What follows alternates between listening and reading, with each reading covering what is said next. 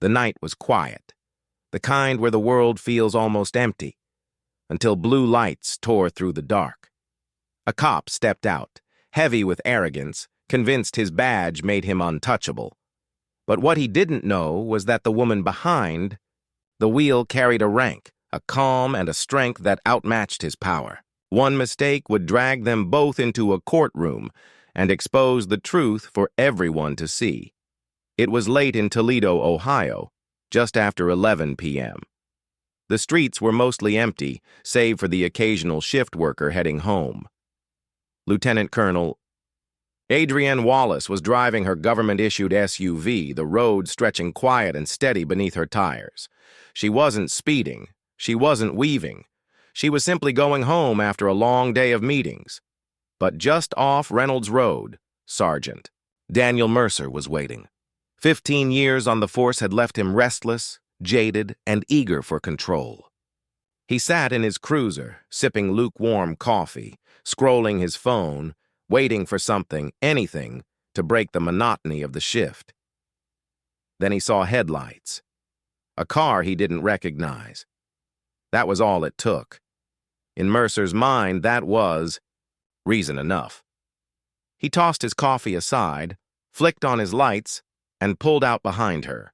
Adrienne noticed the flashing lights in her rearview mirror. Calmly, she slowed down, signaling, pulling off to the side. She wasn't worried. Not yet. She had done nothing wrong. But what she didn't know was that Mercer wasn't looking for reason. He was looking for control. The cruiser door slammed. Heavy footsteps approached. Adrienne watched through the side mirror as Mercer strode forward, hand already resting on his holster, flashlight cutting through the glass. He didn't greet her. No. Good evening. Just a barked order. License and registration. Adrienne. Rolled her window halfway. Kept her hands visible. Officer, may I ask why I'm being stopped?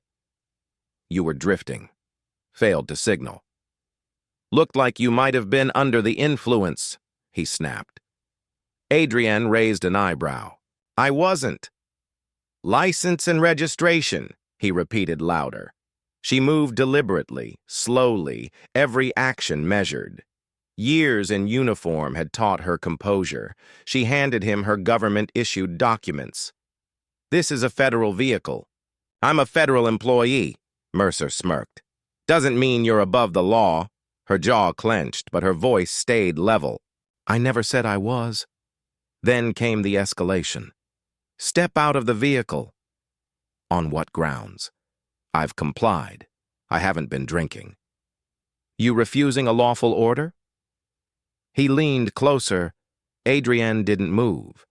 Instead, she pressed record on her phone. Just so we're clear, this interaction is being documented. For the first time, Mercer hesitated, but ego roared louder. He forced her through sobriety tests.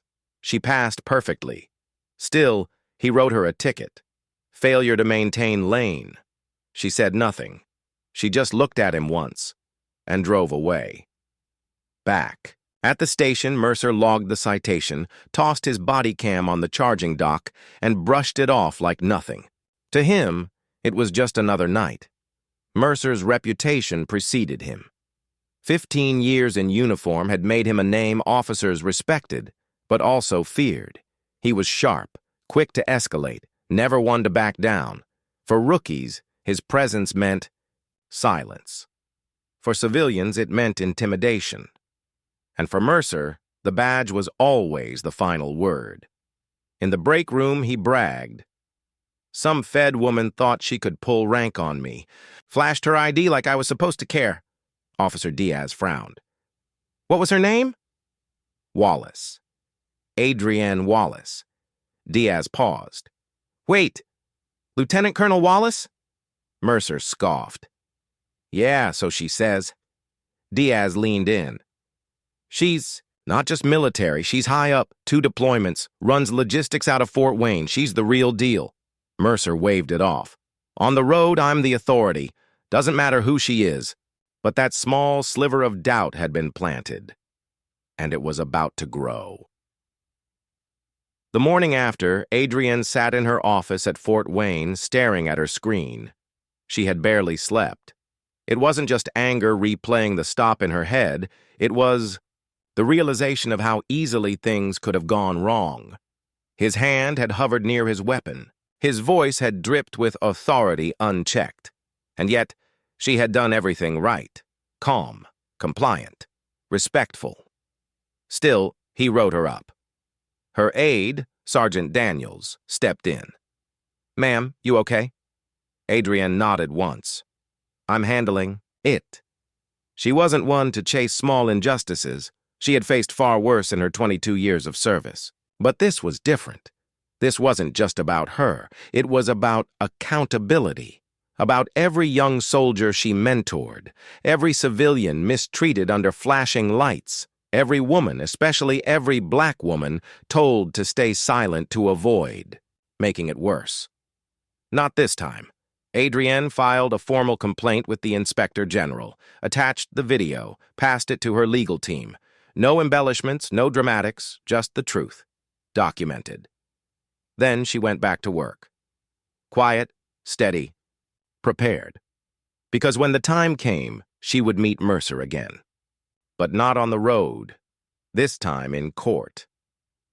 2 weeks later, Mercer opened an envelope in the station parking lot. He expected paperwork, maybe another summons to testify. Instead, bold letters stared back at him. Notice to appear, plaintiff, lieutenant. Colonel Adrienne Wallace. Charge, violation of constitutional rights during a traffic stop. Mercer laughed out loud. No way this sticks. But inside, his captain wasn't laughing.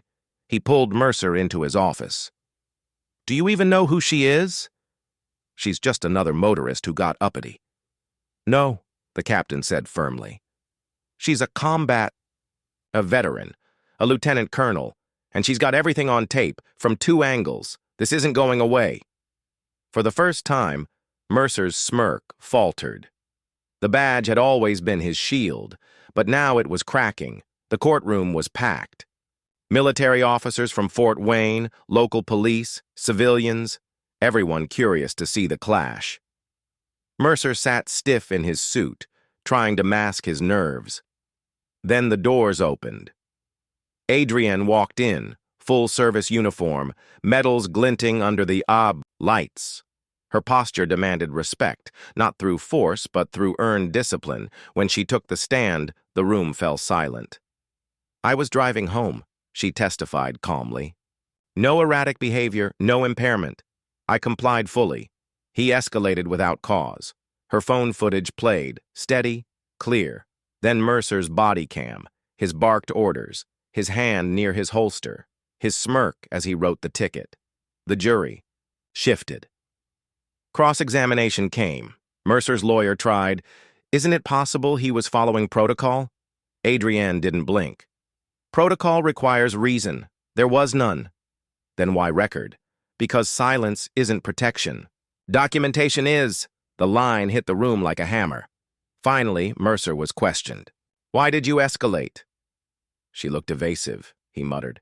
"Did she refuse commands?" "No." "Make threats?" "No." "So why escalate?" Silence. "Were you aware she was a lieutenant colonel?"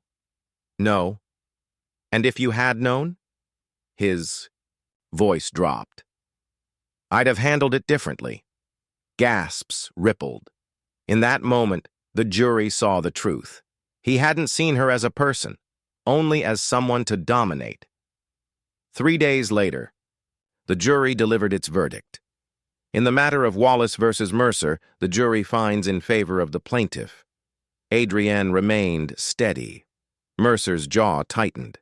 The judge continued, "This court recognizes a violation of constitutional rights. Sergeant Mercer's actions were unlawful. Damages awarded, $35,000. This decision will remain on permanent public record." No cheers, no gasps. Just silence heavy with consequence. Mercer's lawyer whispered, "We'll appeal."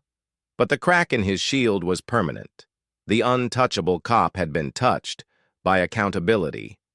Adrian returned to duty quietly. No press conferences, no victory lap, just discipline, work, and service. Mercer, meanwhile, faced administrative leave, whispers in the locker room, and a career spiraling downward. Weeks later, Adrian spoke to young recruits. "Power isn't a shield," she told them. "It's a responsibility. That badge, that rank, it's not owed respect. It must earn it." She paused. "One night, I was stopped by a man who forgot that truth. I didn't yell. I didn't panic. I documented, I filed, I showed up in court, and I told the truth. That's leadership." The room stayed silent, but it was the silence of respect.